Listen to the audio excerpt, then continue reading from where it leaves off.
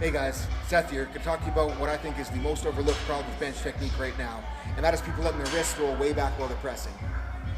Now what that's going to do is put the bar behind your elbow, put more stress on your shoulder and elbow, and make you overtuck and not let you press as hard as you can.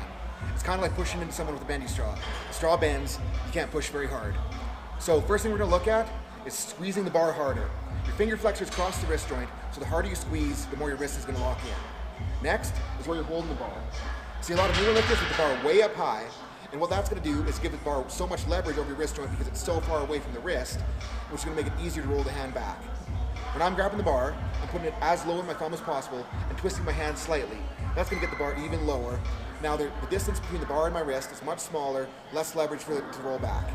Next, let's look at how you're wrapping your wrists. See a ton of newer lifters just laying the wrap on, barely putting any tension into it, and just kind of going in a circle below the wrist joint. When the wrap is below the wrist joint, the joint isn't actually covered. The wrap's not actually doing anything to support the wrist. You can move your hand around just like there isn't really a wrap on it at all. So what you need to be doing is wrapping in a pattern so that you get both above and below the wrist joint. Some of it up on the hand, some of it on the forearm. When you do it like that, the wrist will not move at all. Now the wrist is the smallest joint between the bar and your shoulder, and it's the only joint that shouldn't move at all while you're pressing. So, want to do everything you can to make sure it's locked in and allow you to transfer as much force to the bar as possible. Alright guys, hopefully those tips help. Happy benching, have a good rest of your day.